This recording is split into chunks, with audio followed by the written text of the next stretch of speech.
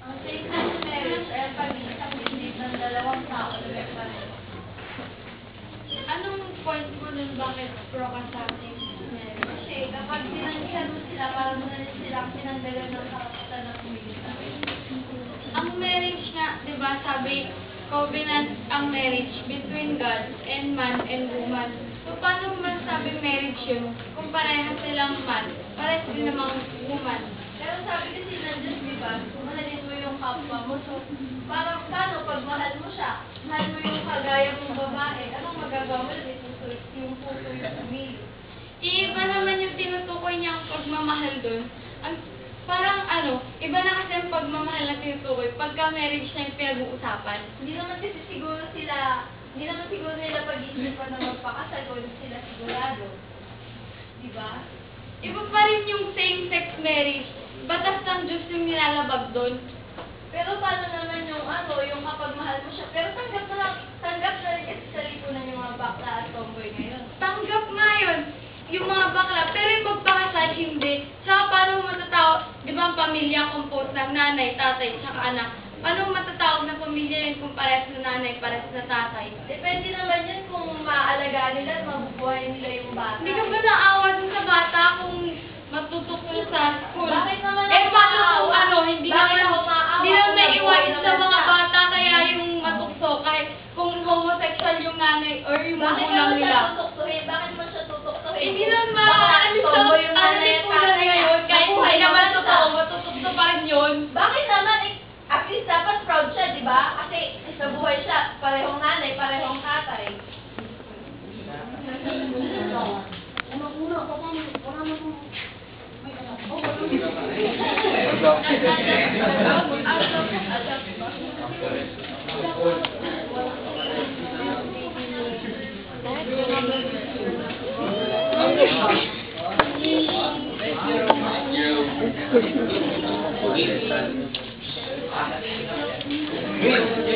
May 13 na pinalabas na MDA ang smoking ban sa Manila. At layunin nila na sa 22 maging smoke free ang Manila. Ngayon, di ba't masasabi natin lahat na napakamakatarungang patakaran na ang ipinalabas ito ng gobyerno? Ano na yung mga tarungan yun yung tinatapakan ng yung rights ng tao? Yung gusto nila... Hindi natin tinatapakan na right, pinagbabawal lang na magsigarilyo. Parang gas na rin yun. Sa major secondary streets ng Manila. Pero by 20 yun, mawawala rin yun. Kaya nga sa pang-publiko lugar lang, sa pang-privado. Yung sabi mong bawal. Hindi naman, pero kung sa public place, parang na rin sila naiipit. Hindi ko alam kung sila. Decision naman nila yun kung gusto nila manigarilyo o hindi. Kaya nga, ba't pa kayo mangingialam ng gobyerno? Kasi nga, iniisip nila ang kalikasan at kalusugan ng mga tao. Kung iniisip nila yung alikasan, ba't di nila alipin yung mga factory na naninira ng area? Kaya nga, di ba mas maganda magsimula sa maliit na bagay muna kaysa magsimula ka sa napakalaki. Tingin mo ba maliit yung sigarilyo? Oo, maliit! Maliit kung yung size, pero kung sa ekonomiya, malaki ang mawawala doon kapag tinanggal mo. Eh bakit sa factory, di ba nga, may benefit naman yung mga factory. Eh yung sigarilyo may benefit Benefit, ka. sinisira rin yung ilog, pati kalikasan. Eh di nga, sa sariling tao may benefit ba yung sigarilyo? Ano, cancer, benefit ba yun? Hindi, pero makakatulong yun sa ekonomiya, di ba? Ekonomiya, hindi sige, patayin na lang sa Pilipino, ekonomiya itaas. Yung tax nga yun, malaki ang natutulong nun sa ekonomiya. Sintax lang ba nakakatulong sa ekonomiya? Kaya kasi tax kasi nga malaki, kaya huwag mo siya tatanggalin. Kasi balik tayo dun sa, sa mga factory na sinasabi mo. Pag tinanggal ang factory, hindi ba bababa ang ekonomiya ng Pilipinas? Mababa, pero...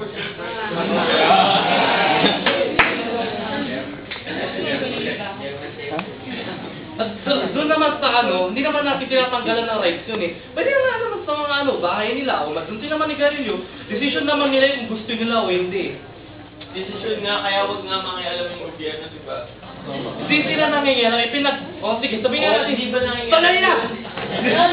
Pinagbabawal nga nila sa major at secondary street. Ngayon by 2012, buong Manila na. Ang Manila pang publikong lugar, di ba? Meron naman sila mga pribadong lugar sa mga bahay nila o sa mga iba nilang ari-arian.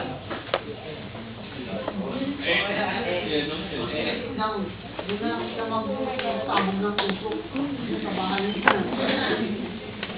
Okay, pair number 19. Prostitution. Legalization of prostitution. Ang magandang umaga po sa inyo lahat. Mga kaklase namin po yung masaming doon at pinipilis ko. Ang topic namin, yung prostitution, kung dapat ba siya i-legalize o hindi. Prostitution. Ang prostitution ay isa sa mga pinakamatandang profesyon at nagsimula pa ito mula ng kapanahonan ng ating Panginoon. Ngayon, sa panahon natin, laganap pa rin ang prostitution. Ang prostitution, para itong damo na kung saan na lang tumutubo at kahit po sa inuman ito, ay hindi na mawawala. Ganito ang prostitution. Sinasabi mo na ang prostitution ay isa sa mga nagpapagandang profesyon. Kahit kailan, hindi naging profesyon ang prostitution. Kailan pa naging profesyon ang paggawa ng masama? Kailan pa naging profesyon ang isang bagay na labag sa kalooban ng Diyos at nakakasira ng maraming pamilya at dignidad ng buong bansa? Sinabi mo rin na isang masamang damo ang prostitution. Masamang damo? Wala ko sinabing masamang damo. Sinabi ko, ang prostitution ay damo.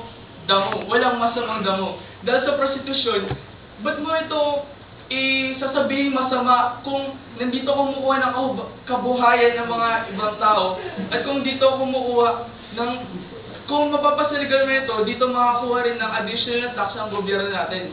Ganun ka na ba ka-desperado para umangat ang ekonomiya ng bansa? Ang kumuha ka sa pera na nagagaling sa masama? Hindi ba, there's only little left for Filipino pride at let's leave this one naman, oh. Ito na nga lang yung may pagmamalaki natin eh. Tapos sisirain mo pa yun? Third world country. Nagtok na nga ekonomiya ng Pilipinas, pero tignan mo naman, ito na lang ang solusyon, di ba? Para gusto nilang maging prostitute, bakit hindi mo sila hayaan? Kaya naman Gusto sila mo maging maging makakaya mo rin ako? O sige! Dahil Hindi mo mapigilan, isasaligan mo na? dahil tignan mo ginagastos ng gobyerno natin sa pagpupuksa ng prostitusyon. O diba, ang dami-daming ginagastos, tapos bumabalik din naman, wala rin kwenta. Kung mapapaligal man, o di, nandiyan na ang prostitusyon, o di, andyan na rin ng medical na benefits nila. Ipapagamot mo? Ipapagamot mo yung mga prostitutes? Ipapagamot mo yung mga prostitutes? Isinabigyan sila ng mas magandang trabaho? Gagastusan mo yung medical benefits nila? Imbis na bigyan mo sila ng, eto, trabaho para mas mabuhay kayo sa disenta yung trabaho? Ang mga benefits nito ay para malaman din kung dahil sa mga benefits na ito, makuha kong malaman kung kailangan na ba nila na itigil o kailangan pa nila pagpatuloy ang mga trabaho nila. Pero kung tutusin, mas nakakabulin na rin ito dahil nga, alam mo ba, sa mga ibang bansa, kumikita sila ng humigit kumulang 100 million euros sa tax every year. Sigurado ka ba na nung mula nang pinatupad nila yung prostitution sa bansa nila, ay hindi na sila nagkaroon ng problema? So kasi sabihin na natin na successful, naging successful ang prostitution sa bansa nila. Hindi porket naging successful ito sa kanila, ay magiging ganun din sa atin. Tandaan mo na ang bawat bansa, iba-iba ng pananaw, kultura at sinagbulan. Kaya kahit na naging successful sa bansa nila yun, hindi ka nakakasigurado na magiging ganun din sa atin. Dahil iba-iba tayo ng pananaw. Sa mga bansa na palpadang, sa pagkakaalam ko, dahil sa nabasa ko sa statistika, ang prostitution sa ibang bansa ay bumawas ang mga krimen ukol sa pagtatalik sa mga about sex. At saka nabawasan din ang paglaganap ng sakit ng mga HIV, genital herpes, at iba pang venereal diseases. Kaya, kung mapapalapad man ito sa bansa natin, maganda rin na magiging benepisyo nito sa bansa natin. Maganda, magiging benepisyo na ito sa bansa natin. Ang tignan tayo ng mga ibang bansa na third world na nga, lahi pa ng mga prostitutes, bansa ng mga prostitutes. Di ba nakakababa na yung dignidad natin, lalong mabababa? Oo, mahirap na nga tayo. Tapos yun na nga lang yung dignidad natin bilang isang Pilipino na malinis tayo. Hindi tayo liberated kagaya ng ibang bansa. Yun na nga, natatanggalin mo pa sa atin sa mga kababaihan dito. Di naman lang babae ang prostitute, di ba? At saka kung titignan mo, kung mataas man ang ekonomiya natin dahil sa pagpo-prostitute, then so be it. Tignan natin, dahil maunlad naman ang ekonomiya natin, ba't di nila tayo hayaan na isaligal ang lumaganap ang prostitution dito sa Pilipinas? Total, kumikita ng...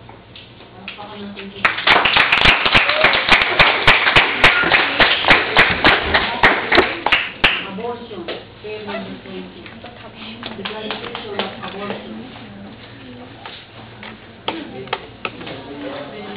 Ang tatalakayin naman natin sa araw na ito ay kung dapat bang gawing legal ang abortion sa ating bansa.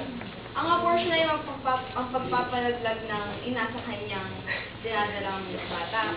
Para sa akin, pro ako dito kasi kapag abortion, kasi pag sinabi abortion, it means you're pro-choice.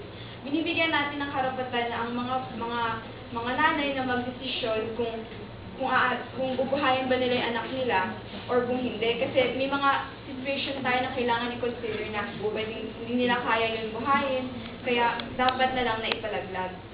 Ang abortion ay mali dahil ito ay murder at saka anti-life siya.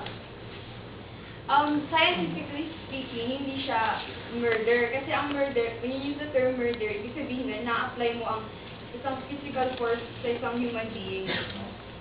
Ang fetus kasi hindi pa siya human being. Parang, May 46 human chromosomes yung fetus na sinasabi mo kaya. pero kahit na, hindi pa rin, wala siyang consciousness, hindi pa rin siya classify as a human being. Kung ikaw ba marirape ka, tapos bawal ang abortion, mapipilitan kang alagaan yung anak mo, okay lang ba sa'yo yun? Oo, kasi pwede naman siyang ipa-adapt eh. Kahit na, tinan mo, ang dami ng mga bata sa orphanage, tapos dadagdagan mo pa, tapos malalaki na Patay lang. ka ng bata mo na kaalam-alam. Hindi ka naman pumapatay nun kasi wala namang buhay yun eh. May buha. Kasi papunta pa rin siya sa buhay kaya anti-life siya eh. Papunta pa lang, potential human being pa lang, not an actual human being. Pero kahit na bakit kailangan pumatay dahil sa kasalanan ng rapist, hindi naman kasalanan ng bata yun. Alam namang buhayin mo siya, hindi parang makakaranas siya ng parental resentment sa'yo, tsaka sa mga, at saka hindi siya Pero alam mo ba, yung mga nanay na nagpapa-abort, may mga side effects din yung abortion, but na hindi sa nila, sa katawan nila, kundi yung parang nakakonsensya sila. Di ba sabi ang konsensya daw yung hinakamahinag na kalaman? Pero ano bang mas gusto mo, yung makakonsensya ka or yung parang habang buhay na may kita mo yung anak mo parang takbo-takbo Di na ba di nakita mo mo naman yung siya anak ipa-adapt kung ayaw mo naman talaga yun nga, kasi parang kawawa rin naman siya kasi hindi niya maano yung totoong nanay niya. Tapos, yun nga, may ipagsikat pa rin sa At least may possibility pa rin na magkaroon siya ng magandang buhay. Pero hindi pa rin tayo sigurado kung magiging masaya siya. Paano kung yung parents niya pala ay parang sobrang parang part ng sindikato or parang isang taong na parang hindi rin siya maaalagaan ng maayos. Okay, sit down. So, ang highest grade is 91. Lowest grade is 75. 75, 78. Tapos, after 91, we have 88%. Pair number 11. At, ilan lang bang bumagsak? 1, 2, 3, 4, apat lang bumagsak. At alam niyo naman na kung bakit ay bumagsak. Pair number 3, pair number 4, pair number 12, pair number 16. Yung iba, pasado. Kaya sa Lunes, balik tayo dahil ang kasama sa periodical natin ay yung 8, 9, 10. Kaya i-discuss din natin yan para naman hindi nyo masabi na lumabas sa periodical pero hindi pa rin natin natatalakay. Kaya bago sumapit yung periodical ay matatalakay natin ang mga kabanatang 8, 9 at 10. Sa Lunes, chapter 8 and 9, group 5, pakinggan ito ang assignment nyo.